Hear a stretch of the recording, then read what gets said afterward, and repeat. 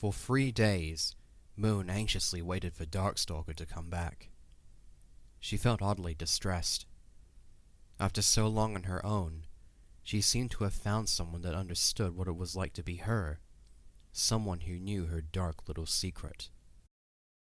It felt crazy, because she'd only known Darkstalker a few hours, and yet it already felt like she was dependent on him for company. Darkstalker was an unusual mind because he had a wall of solid stone around his forts that she couldn't penetrate.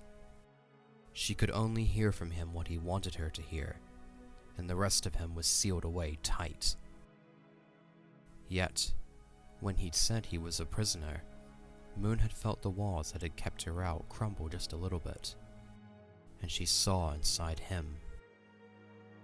There was a deep, hollow void inside him. A desperation, a fear. It made her want to go out and find him, help him. He'd saved her. Why couldn't she do the same? But then she'd told him the date, and he'd freaked out and vanished. Frankly, Moon was starting to wonder if he had been a figment of her imagination all along. She shook her head, as if she could physically rid herself of her worries. She carried on down the tunnel, a scroll tightly tucked under her wing. A childlike excitement bubbled up. Moon had only ever read scrolls that contributed towards her training, yet she loved them, especially history. But now, with the rebellion, she had access to all kinds of texts. Scrolls allowed her to transport herself into the past, or into stories and fairy tales that captured her imagination. It was simple escapism, and she adored it. The first Rainwing Scouts had left Jade Mountain for the first mission of the rebellion. They'd been instructed to simply gather intel on what was going on in the outside world. Glory's brother, Jambu, had been on that mission, and had decided to grab as many scrolls as he could find.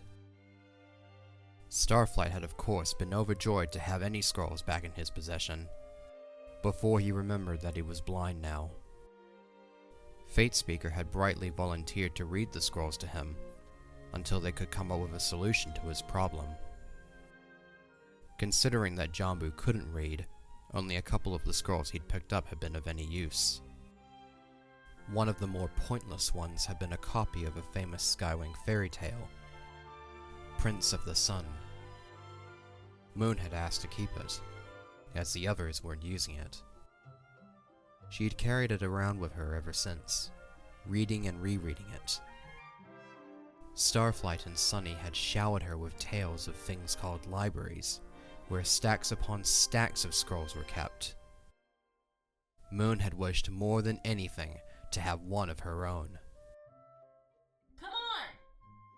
The shout made Moon jump. Up ahead was a cave mouth, with a ledge overlooking the slope of the valley 50 feet below. Creeping out, she peered over the rocky ledge to see Tsunami, pacing up and down a line of rainwings on the valley floor, each holding long sticks.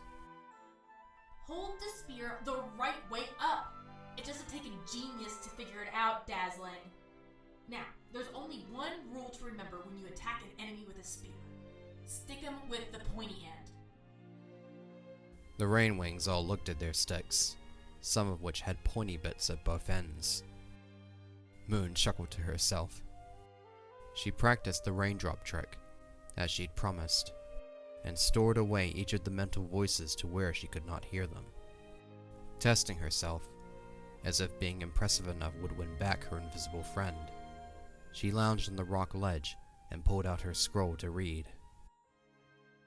She lost herself in the words so well that she almost didn't hear Turtle's quiet thoughts approach. He had been the one who had found Moon, back in the rainforest. When he and the Dragonettes of Destiny had come to the rainforest seeking aid after the fall of the Summer Palace, he'd wandered away right into her little grove. Seawings could see, even in pitch darkness, so he'd seen her even when she tried to hide in the deepest shadows. But he wasn't very loud, and Moon had instantly seen that he was kind, gentle, eager to please, but always wanting to fade into the background. It was through him that she'd met the Dragonettes of Destiny. Moon smiled at Turtle as he laid down heavily beside her. He was plumper than the other dragons Moon had met, but he was strong. How else could he have pushed over that half-dead tree all those months ago? I've read that one. Mother had it imported and rewritten with her waterproof ink. I never knew the Skywings used to worship the sun. There was a lot about the other tribes that she didn't know. But being around the Rainwings, around the Dragonettes of Destiny, she was learning so much more about all the tribes. It proved what she'd heard in their heads. If only they all knew how alike they were, then maybe there wouldn't be any war. Makes sense, doesn't it? Skywings love the high places, don't they? What's higher than the sun? What dominates the sky? You like to read too? Mother likes to write stories. Between being the queen, running a kingdom, worrying about heirs, well, 31 sons aren't that important. Reading her scrolls was my way of being close to her. You know, I even used to write my own when I was small. The image of a piece of slate popped up in his mind, his small talons writing on it, and then wiping the words away. Before Moon could concentrate on the image, Turtle's mind shoved it aside. Instead, he thought about his mother, about her holding him, and proclaiming him the heir to her heart, whether that be through his writing or because he was heroic. Turtle often did that. His thoughts would shift very quickly, as if he were trying hard not to think about something. I used to think that if I wrote a good enough story, She'd notice you. It was almost painful to realize how much Moon could relate to that. When her father had begun to take care of her, she'd done everything and anything she could think of to impress him, to make him smile. Turtle nodded slowly, and finally looked at Moon. His dark green eyes had a beautiful golden hazel center, like there was secret electricity at the heart of him. Moon felt the ground tilt underneath her. Pressure pressed against her brain. A whirlwind swept her up and spun her into another place, another time. Cold marble floors under her talons, dirty from disuse. Large arched hallways, higher than any dragon, stretched both in front and behind her. A broken window on her right, the light of 2 moons streaming through the jagged fang-like edges. In front of Moon was a different sea-winged dragonette, a female. Her scales were a subtle blue-gray, the membranes of her wings and fins pale pink. A torch was brandished in her talons, the flames accentuating a dangerous glint in her large, glaring blue eyes. You don't know anything! Crawl back home, brother! I'm fulfilling my destiny! Movement on Moon's right. It was Turtle. He was glowering at this sea-wing. His sister? His expression was so harsh, so quietly angry. Moon couldn't imagine this being the same dragon she felt was so safe. Turtle widened his stance, his wings slowly flaring. then you leave me no choice. He launched himself at the little sea-wing. They grappled across the floor. It was clear Turtle had the advantage of size, age, and strength. He pinned the little sea-wing to the dusty marble, his claws digging into her shoulders. She screamed and writhed in pain. Turtle reached for her head. Was he going to snap her?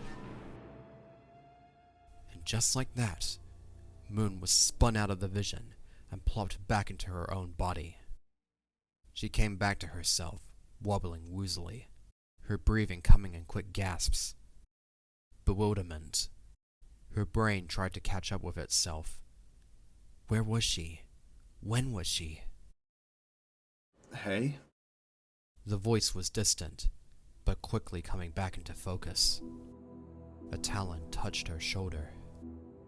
Are you alright? Moon leapt away from the contact. She saw Turtle's face, confused it with the dangerous one she'd saw in her vision, and scrambled ungracefully to her feet. Her heart was racing. She placed a talon to it and tried to calm down. It was like she was trying to drag her mind back into the present, unstick it from the quicksand of the future. Sorry, just... I get these, episodes. Oh, I saw a soldier like that once. Post-traumatic stress, right? Yes, right. She nodded vigorously. How else could she explain it away? It had taken her a little while to understand that these episodes were visions.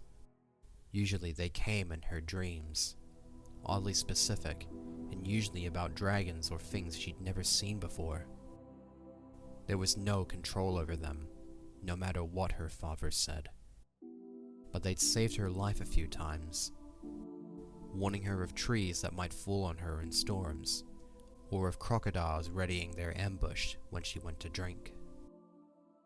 Turtle's mind was flashing all sorts of weird things at her, and with her concentration gone, the raindrops had let loose all the voices and she was struggling to put them away again. She had to get out of here. Trying to hide her shaking claws, she snatched up her scroll. I'm sorry, but I've got to go. Talk to you later. And she ran so fast, she didn't see the royal blue eyes watching her from the valley floor.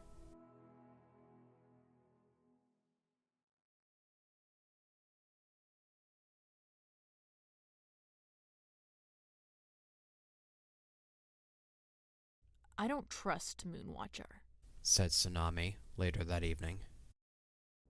She and the other 4 dragons of destiny, because really, they weren't dragonettes anymore, so why should they be called that, were sat in what they designated their war room. From Sunny's mother, they managed to get a large map of Pyria, and pinned it to the cave wall with wooden stakes. In the center of the cavern was a large stone they'd all carried in to act as a table, so they could compile notes and strategies and reports. But it wasn't going very well so far, seeing as how the majority of the rebellion was illiterate. What? Why? For one, she's Morrowseer's daughter. How can we trust she's not here to spy on us? 2, she's a Nightwing and none of them can be trusted.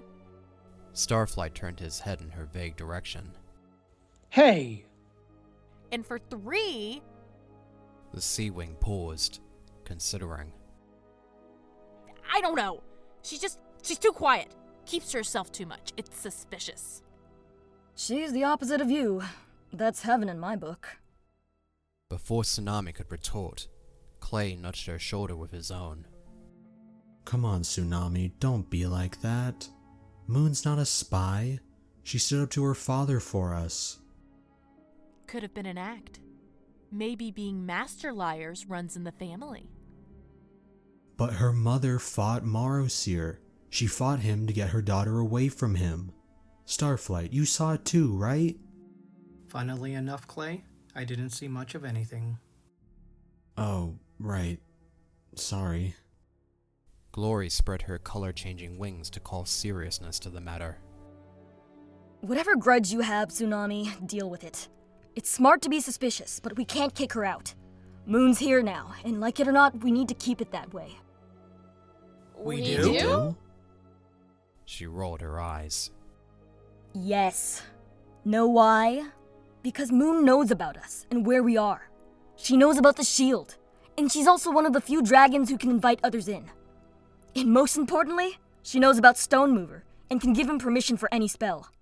All that information is too dangerous to be allowed to leave this mountain. But wait! We're not keeping her a prisoner, are we? Not officially. But if Moon is debating which side to belong to, we need to make sure it's ours she chooses. But she's already chosen our side. She had months to turn back if she wanted to. All of us have family that we're not proud of, but we're here anyway. Just like Moon. They each looked at the ground, shamefaced. For a moment, Tsunami even cursed Clay's big heart and his way of getting under their skin with the truth. Okay, everyone's got a point. Moon's not a prisoner here, and we shouldn't jump to conclusions about her just because of her father. However, she hasn't really done anything to prove her loyalty either. She's not once offered to go beyond the shield. Sunny gave her a look. Which also means she's never once tried to get away to send back a report. Or whatever you imagine. Glory brushed her long tail along the flimsy collection of scrolls and notes on their table. But right now, we need all the able-bodied dragons we can get. My Rainwings are great spies in theory, but they can't read, so we can't have any reports to keep track of. Just their say-so. How's their battle training coming? Slow. I'm doing my best, but the pacifist lifestyle is hard for some of them to shake. We need allies. Starflight gingerly felt his way along the floor, until he stood beside Glory. We can't fight two tribes on our own, and we don't even know what Blister and Morrowseer are doing beyond the immediate lands around our borders. We need alliances. My mother might help. But unless we can find a way to get a message to her at the bottom of the sea, she won't come to us. We helped Ruby get her throne. Starflight tapped his chin with a claw. Glory's scales briefly shifted color to a mottled yellow before she got them under control. Maybe we can use that fact to make her more sympathetic to our cause. The Nightwings have this ancient rivalry with the Icewings. My father was telling me. Apparently, it goes back over 1,000 years. And us opposing Blister will make it look like we're choosing Blaze, Glacier's candidate. Surely they can't not side with us. Sunny made a face at that. I don't think we should lead them on like that. So long as the war comes to an end, what does it matter? Fate Speaker and I can come up with some letters. Starflight began gathering up papers eagerly. Then you can have your best Rainwings deliver them. If nothing else, we can start a conversation. Maybe I can write a letter to my Sibs, too. Tsunami couldn't stop her talons already carrying her towards the entryway. I'll double the battle training. Oh, Sunny, why don't you help me? Me? Yeah, you're quick and small like they are, and you're smart. You can tell them where to hit, rather than being the brood fighters like me. And hey, maybe your cheery personality might have a better effect than mine. The golden hybrid literally bounced for joy. Oh, wow! Of course! Let's start right now! Then let's get to work.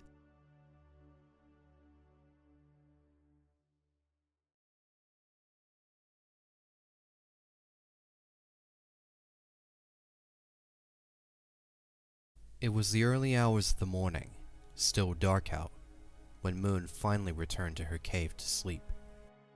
Once again, she waited to hear Darkstalker's voice. She'd waited for him each night, believing he slept during the day, wherever he was.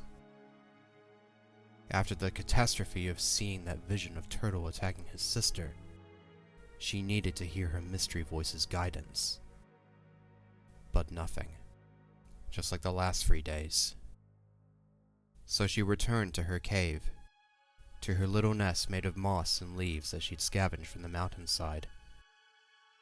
Her body was reluctant to get into her new routine of sleeping half the darkness away, but she had to in order to appear more approachable to the daytime dragons. Almost instantly, she fell into dreams.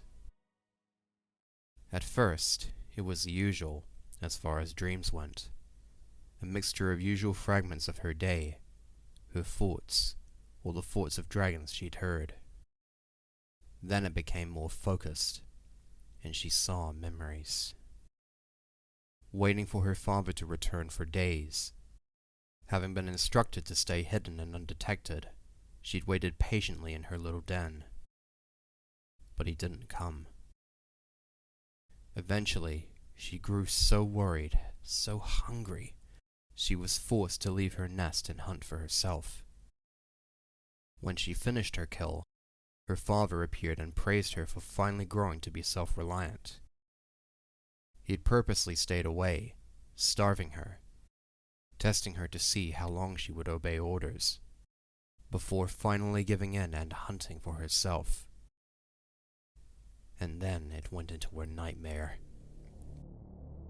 Her father stood over her whilst 3 other Nightwings pinned her down by her wings and tail. Morrowseer's gaze searched over her, something unreadable in his gaze. He bent to inspect her face. Moon tried to crane her neck away from him, but he used the movement to rip off an earring out of her ear. No, it wasn't a nightmare, Moon realized. It was another vision. Morrowseer held up the earring in front of Moon's face. Small, bright silver with a diamond center. His expression turned hard.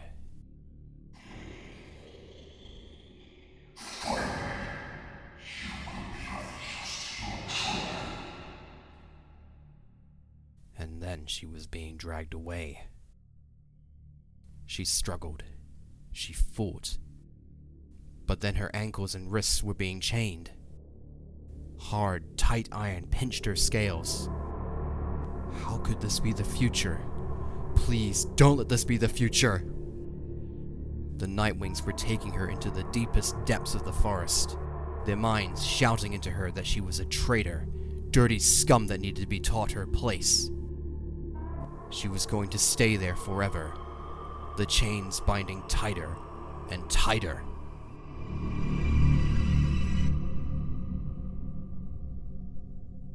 Talons and teeth. You poor thing.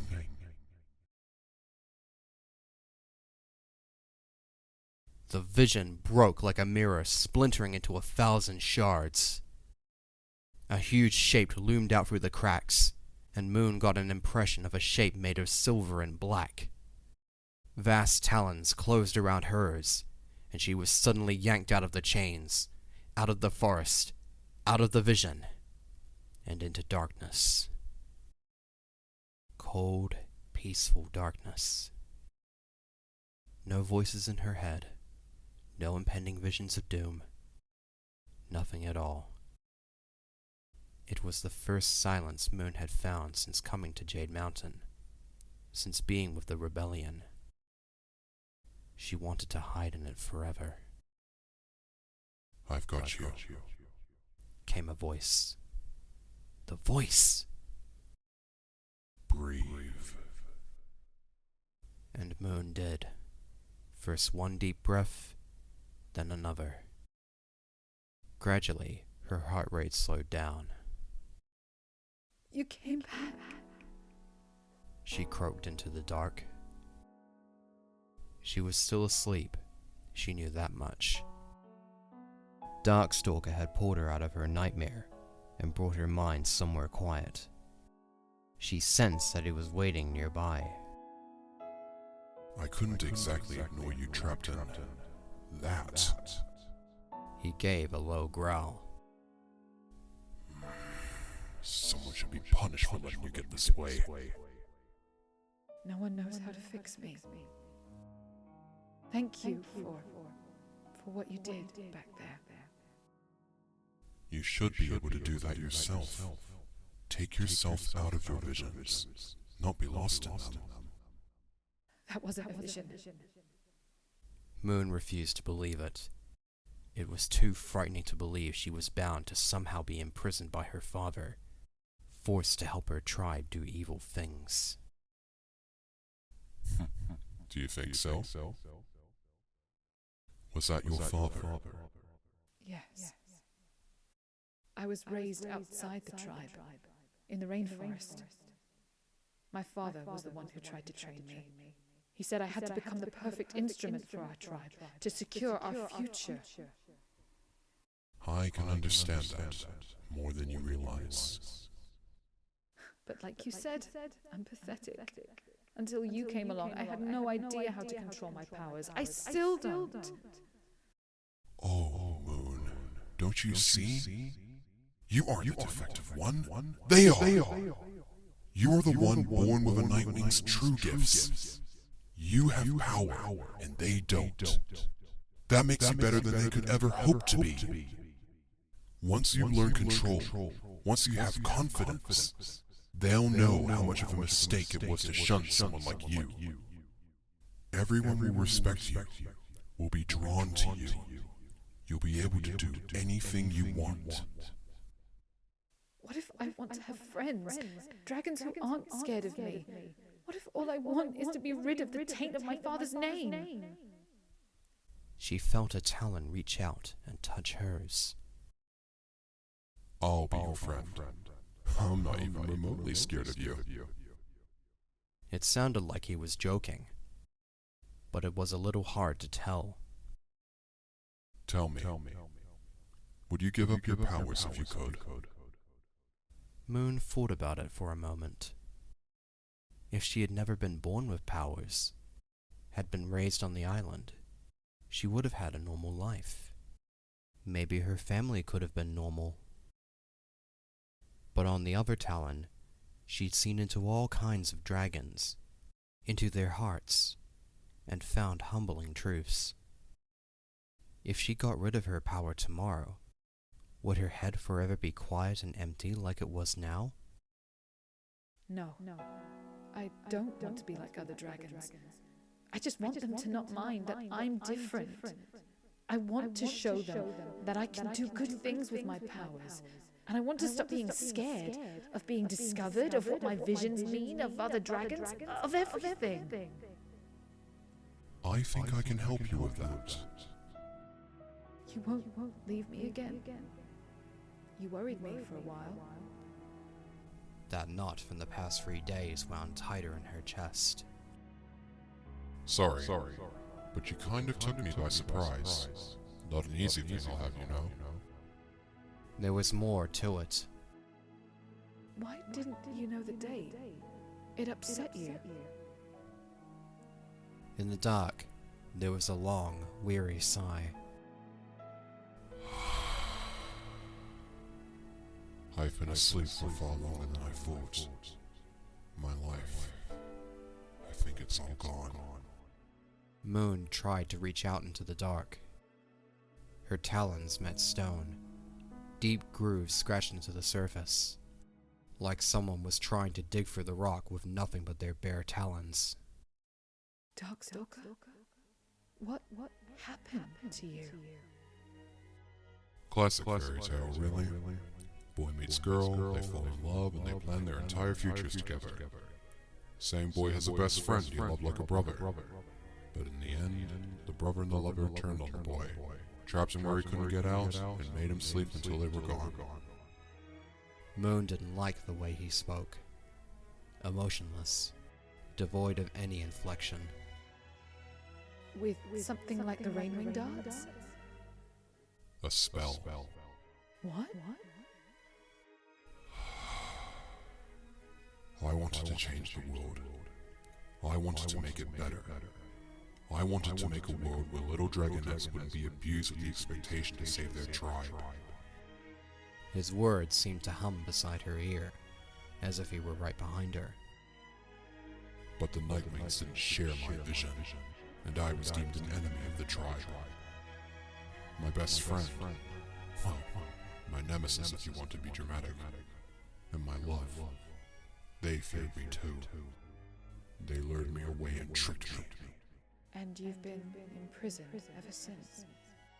I woke up 6 months ago. I don't know why. Memories of that fateful night in the rainforest flashed through Moon's mind. A comet! It flew across the sky at the same time. Solo it caused earthquakes. That's what made the volcano erupt.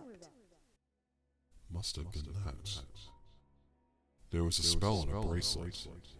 It must have snapped off from the quakes. Is there no way to free you? There was such sadness in his voice, a choked-back despair that Moon felt herself be moved to desperate pity. I can try to find you. It must be close by for you to hear me. A talon closed around hers again. Moon caught a brief flash behind the confident and charming persona Darkstalker wanted her to see. Instead, she saw an infinite well of loneliness, of yearning. Don't worry. I don't exactly know where I am, or how you could help. But I do know for certain that you would need to step outside the shield to get to me. That would put you in unnecessary danger, and I won't have it. Not on my account. I'm not in any pain, so don't fret. But I can't just leave you. Talking with you is enough. Now that we have each other, neither of us are alone. For some reason, that made Moon smile. It would seem we're kindred spirits. I wouldn't mind being haunted, if it were by a friend. Well, I wouldn't say this is a haunting exactly. More like me desperately clinging to my only means of conversation. And I meant it earlier. I'll help you with your powers, as much as I can. Just you wait, little Moon. Under my tutelage, you shall learn to wield the powers of your mind like a god. Maybe just being competent would be a good start.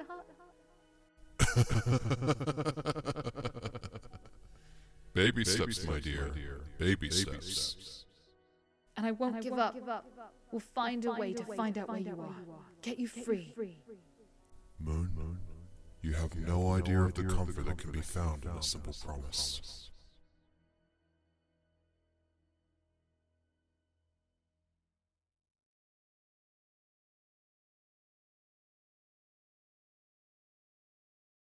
Darkstalker stayed this time, and he was true to his word.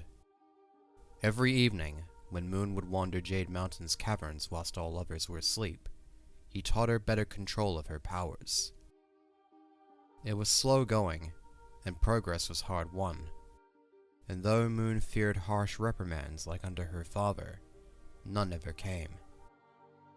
Darkstalker was patient with her, and would only ever voice his frustrations at her father's lack of teaching ability. During the day, he was mostly quiet, and Moon suspected that was when he rested. But he would often pop into her head to offer some commentary about what was happening during her day. He was funny, if a little rude in his observations, like calling Kibble once a frenetically intelligent, strangely desperate sandwing. And in the quiet moments, after Moon suffered a nightmare, the regular kind, not born of visions, he would be there to offer comfort as best he could. It was a little sad at times to realize he was just a voice, not a body that could brush her wing with his, or hold her until she calmed like her mother used to. It wasn't until much later in life that Moon would realize that it was Darkstalker that helped to put her back together again, after everything that had happened with her father, losing her mother, and being on the run. It was the beginning of a friendship that they both came to depend on. Over the coming weeks, Moon's confidence grew as her powers were not so harmful to her psyche anymore. She could stand to be in crowds of others and not feel the headaches. She knew how to avoid looking at dragons certain ways, or thinking in certain ways that might prompt visions at unwanted times. And that newfound confidence helped to, unknowingly, save her. She went to the Dragons of Destiny and proposed that she could contribute more to the rebellion. It was unwise to expose her secrets. Moon didn't need to look into the future to know telling them that she had powers was a bad idea. But there were other ways she could help. Like, for example, teaching the Rainwings to read and write. Starflight was blind and Fatespeaker was like a full-time helper for him. The others were always very busy, and Moon had the time to spare. So she taught entire classes of Rainwings how to read, from the small dragonettes right up to dragons twice her age, and with her mind reading she could help them more accurately. Being around them and poking inside their heads more deliberately did exhaust her most days, but Darkstalker assured her that it was like a muscle. She just needed to build up the strength. And she even got to have friends. Kinkajou loved her lessons, and pulled Moon along to lunch and dinner every day. Turtle was a great assistant, helping her to select the right scrolls for exercises or to set as homework. Kibbley slowly began to hang out with them more and more, his slight suspicions falling away. And as if with his approval given, every other dragon in the mountain began to be at ease around Moon. It was like a dream come true. Until the Icewind Prince arrived.